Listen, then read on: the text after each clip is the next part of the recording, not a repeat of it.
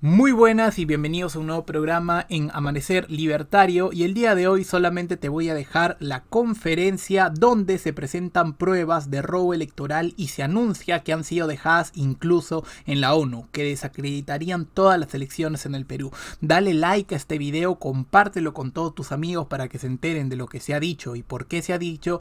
Y ahora toca hacer su papel tanto a Mario Vargas Llosa como a Daniel Córdoba para ver si esas pruebas van a convencer o no a los entes internacionales. Así que te dejo con el video, suscríbete y nos vemos en la próxima. ¿Habla vos, Álvaro, ahora? Muestra hasta qué punto Álvaro, la oposición al gobierno, Álvaro. porque claramente el gobierno ha tomado partido en estas elecciones por el candidato aparentemente humilde de los sectores más desfavorecidos del país, una imagen que se ha repetido internacionalmente y que en cierta forma patrocina las informaciones que leen los ciudadanos prácticamente en todo el mundo.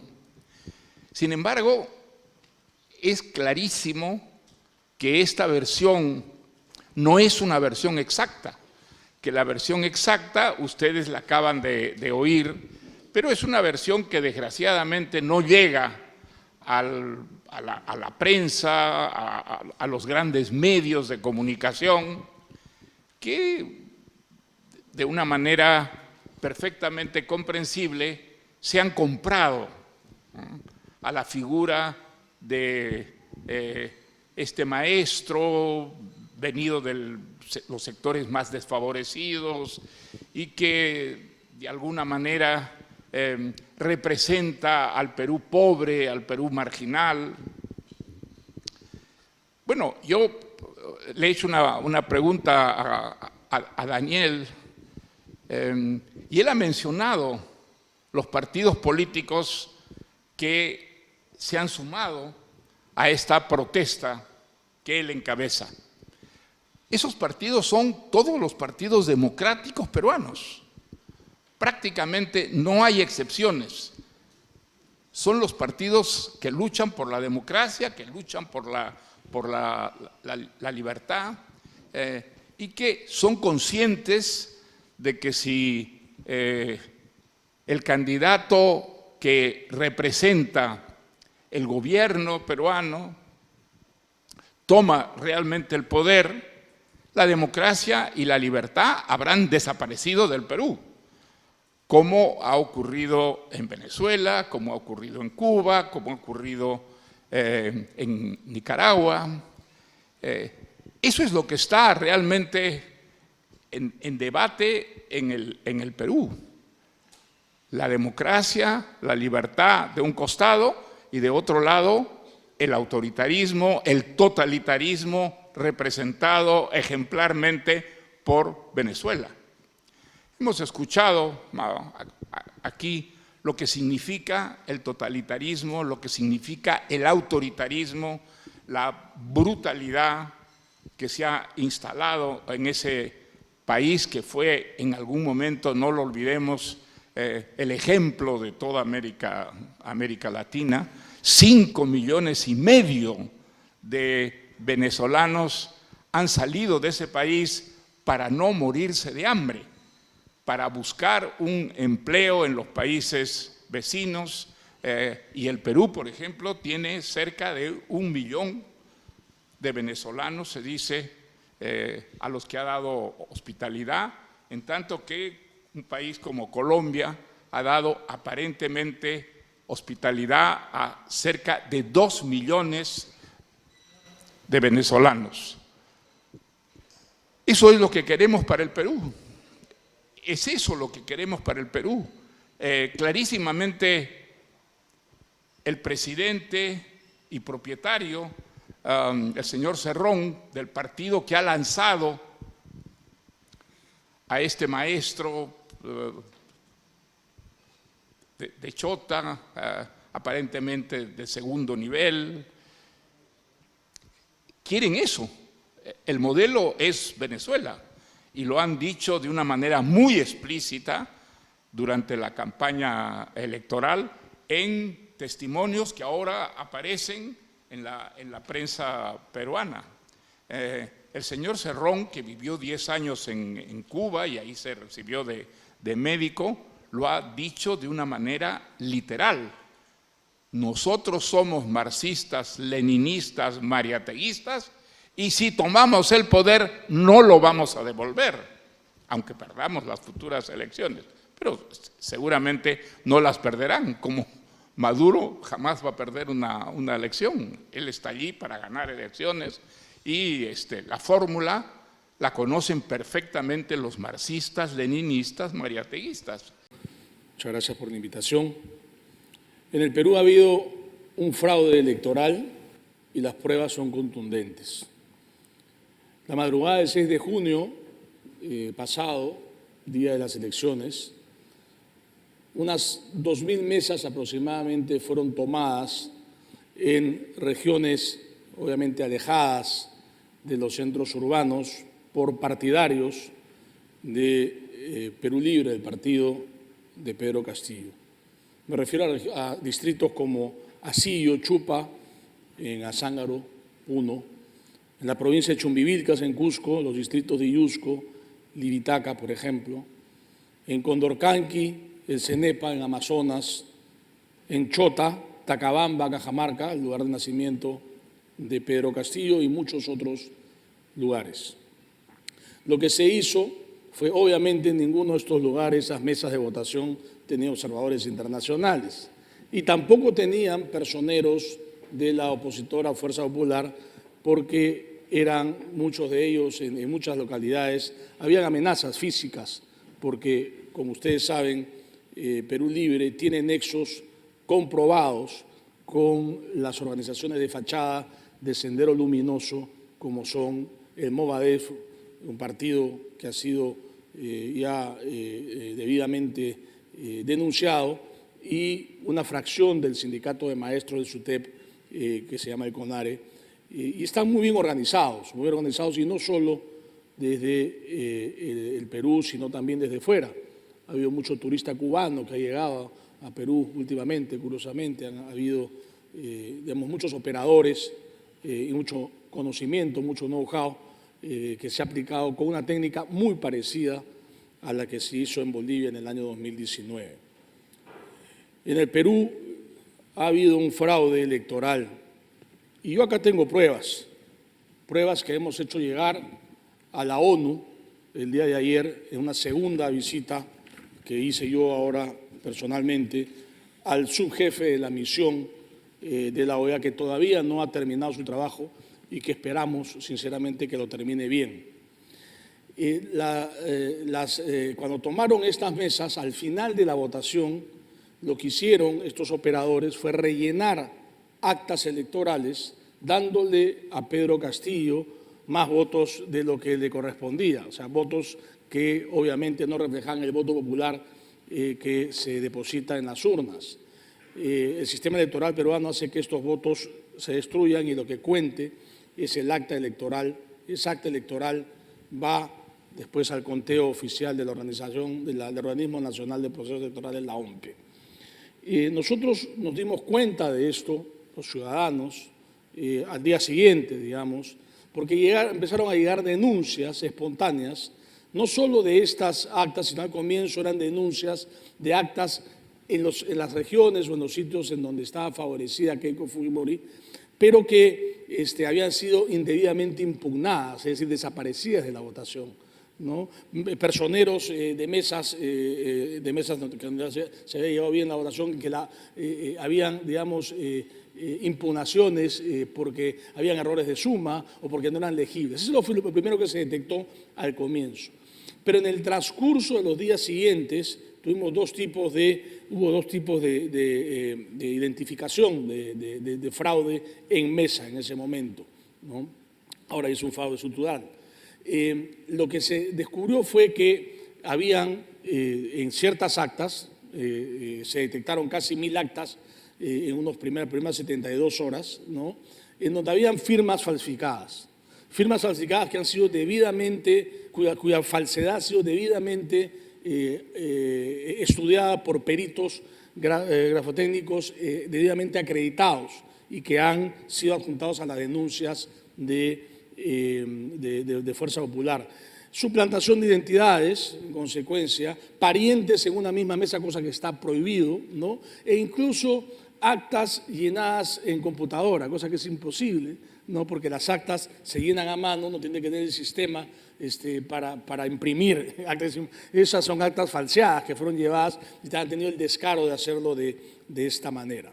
¿Por qué digo ahora que ya de este fraude de mesa hay un fraude estructural? Por varios motivos. El primero es que el Jurado Nacional de Elecciones, en primer lugar, a través de una ley que es inferior a la Constitución, obviamente, ¿no? Dijo, tienen 72 horas para presentar sus reclamos. Y ni siquiera eso, dijo, no, los 72 horas se cumplen a las 8 de la noche del día jueves siguiente a la elección. Es decir, es como que violan a una mujer, ¿no? Y te dan 3 días para que encuentres al violador, ¿no? Si lo encuentras el 4º o 5º día, el violador sale libre porque no cumpliste el plazo que dice la ley. Acá lo que se está violando es la democracia, acá lo que se está violando es el Estado de Derecho, evidentemente. En consecuencia, en el Jurado Nacional de Elecciones, ¿no? Aceptó estas denuncias, que eran unas 800, ¿no? Y no aceptó más para procesarlas, ¿no? Y lo peor es que cuando empezó a deliberar el jurado, en la máxima instancia, que es la que supuestamente la que debe proclamar al presidente de la República, empezó a rechazar las pruebas, ¿no? Y yo acá tengo un ejemplo nomás de una resolución, la 0698 del Jurado Nacional de Elecciones. Recibieron la denuncia con la firma falsa, con el sello y firma del perito grafotécnico debidamente acreditado ante el Poder Judicial. ¿Y qué cosa es lo que hizo el Jurado Nacional de Elecciones? Dijo, bueno, y lo leo porque es corto, en cuanto a la afirmación de la existencia de firmas falsas de la presidenta y secretaria de la mesa de sufragio antes mencionada y a la incorporación del informe pericial presentado por la organización política apelante, cabe precisar, en la medida que nos encontraríamos frente a una comisión de un ilícito penal, este Supremo Tribunal Electoral no resulta ser competente para determinar ello de conformidad con las atribuciones establecidas por la Carta Magna, etcétera, y lo manda al Poder Judicial. Es decir, tiene evidencia de que hay actas falsas, cuenta esos votos, ¿no? Esos votos que son votos que no son votos reales, sino son votos fabricados, ¿no? Para que el señor Castillo gane. Esto es prevaricato, ¿no? Esto es un fraude perpetrado por el Jurado Nacional de Elecciones. Y estos no son algunos casos, esto voltea la elección, porque según el conteo oficial en este momento, el señor Castillo tiene 44.000 votos aproximadamente de ventaja. Y lo que hemos nosotros detectado representa más de 200.000 votos falseados. Es decir, quien ha ganado la elección, y somos muchos que estamos convencidos, es Keiko Fujimori. No es el señor Castillo, y está probado. Después vino una renuncia escandalosa de uno de los miembros del Tribunal Constitucional, que evidentemente han empezado a desacreditar apenas del Jurado Nacional de Elecciones, perdón, acá tengo, ¿no?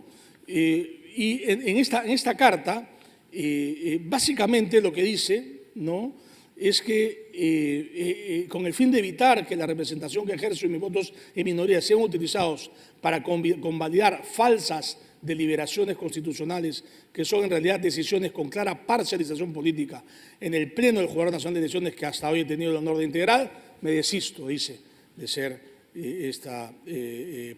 parte del jurado.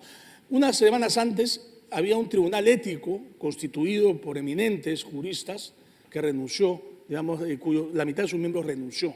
No sabemos muy bien por qué, pero renunció ese tribunal ético, ¿no?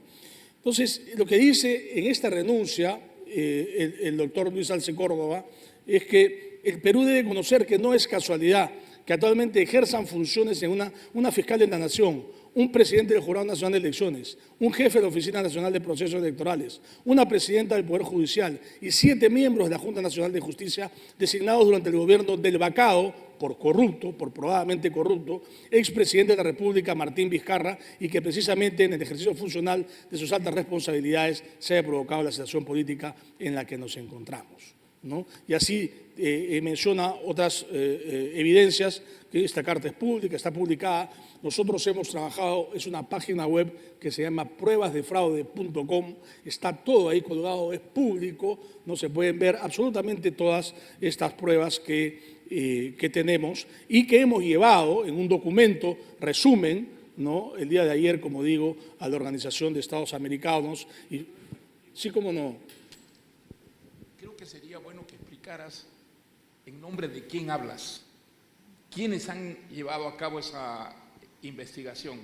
Claro, bueno, yo hablo en primer lugar en nombre del Instituto Invertir Libertad que presido, pero fuimos, hay una serie, no solo es el Partido Fuerza Popular, hay los tradicionales partidos como el APRA, como el PPC, la doctora Lourdes Flores, ¿no?, que es una demócrata carta cabal, ha asumido la defensa, y lo reseñaste, Mario, en un artículo hace poco, ¿no? El Partido Renovación Popular, el Partido Avanza País, todos partidos que forman parte ahora del Congreso, ¿no? Y que representan, desde mi punto de vista también, a las fuerzas democráticas y también miembros de la sociedad civil. Aquí está presente también el doctor Gonzalo Ortiz de Ceballos. El doctor Gonzalo Ortiz de Ceballos fue nombrado miembro del Tribunal Constitucional por el Congreso anterior en el mes de septiembre del año 2019. Y justamente para evitar su elección, que ya había sido dada, ¿no?, el presidente Martín Vizcarra dio, desde mi punto de vista particular, un golpe de Estado civil y de manera absolutamente ilegal disolvió el Parlamento, ¿no?, y hubo una nueva elección. El doctor Gonzalo Ortiz de Ceballos fue nombrado miembro del Tribunal Constitucional por el Congreso. La resolución fue enviada al Diario Oficial Peruano y no fue publicada, ¿no? Y a partir de ahí, a partir del año 2019, el 30 de septiembre de 2019, yo escribí un artículo en ABC que salió en octubre sobre ese evento, ¿no? Martín Vizcarra empieza con un proceso de referéndum, ya empieza con las prácticas del socialismo del siglo XXI, ¿no? Referéndum para nombrar a la Junta Nacional de Justicia, que es la que el día de ayer ha destituido a este fiscal, a este miembro del Jurado Nacional de Elecciones, Arce, pero el doctor Gonzalo Ortiz de Ceballos ha presentado una denuncia penal y una denuncia constitucional de manera muy valiente desde mi punto de vista contra el presidente, contra la primera ministra. ¿Por qué? Y con esto voy cerrando, ¿no? Porque hemos solicitado, la candidata Keiko Fujimori le ha solicitado al presidente Sagasti que solicite a la OEA una auditoría del proceso electoral. No estamos pidiendo que proclamen a Keiko Fujimori, no estamos pidiendo nada más que transparencia. Una auditoría es muy distinta a una observación electoral. Cuando yo me reuní la primera vez en la OEA la semana pasada con el segundo, digamos, para estos efectos, del secretario general Almagro, y le hice saber que había estas preocupaciones, ¿no? Él me explicó que habían ellos hecho observaciones en 200 mesas y que no habían visto nada irregular.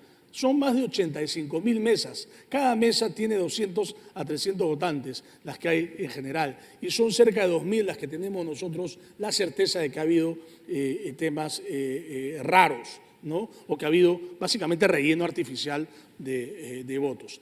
En una última constatación estadística, ¿no?, que yo expuse en la televisión, se estableció un análisis de 400 mesas en las que identificamos que Keiko Fujimori había tenido menos votos en la segunda vuelta que en la primera vuelta.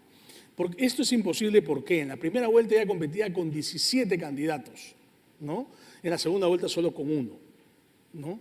estadísticamente si algún votito más debía tener, ¿no? Son muestras de 200 mesas y son 400 mesas en la segunda vuelta más. Pero no, en la segunda vuelta en estas mesas, el candidato Castillo recibió todos los votos, o sea, supuestamente todos los votos de todos los demás candidatos, ¿no?